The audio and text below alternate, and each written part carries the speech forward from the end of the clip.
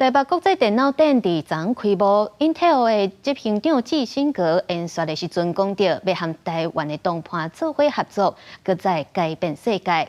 另外，总统赖清德致辞的时嘛表示，会搁招各大厂商做伙来打造 AI 智慧岛。Intel 执行长季辛格测试伫台北国际电脑展览做主题演讲。一个开场就用华语甲大家小酒问，讲出 AI 未来安怎伫资料中心、PC 的运用，开创新的可能。 AI continuum from semiconductors through products, and that starts with the Intel Foundry. And chips are the heart of the global economy, and the world needs more flexible and resilient supply chains. And this has given rise to us creating the world's first system foundry for the AI era. 季辛格表示 ，Intel 从1985年伫台湾营运，每年都是第40年啊。用 Intel 甲台湾的头一个英语字母，夹起来都是代表资讯科技 IT。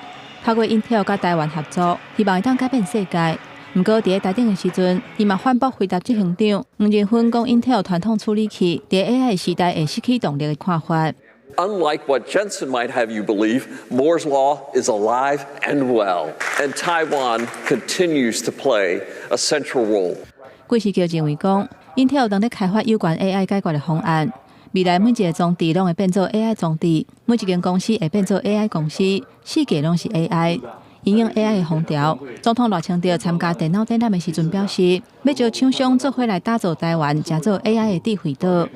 我们大家共同打造台湾成为 AI 的智慧岛，会持续培养人才，不管是 ICT 产业的人才、晶圆制造的人才、半导体的人才，或是人工智慧的人才。为了实现台湾加做 AI 智慧岛，总统赖清德讲，政府会稳定供电，提供多元绿电，建立台湾的资料中心，嘛要建立超级电脑，培养相关的人才，让人民的生活更加好。记者综合报道。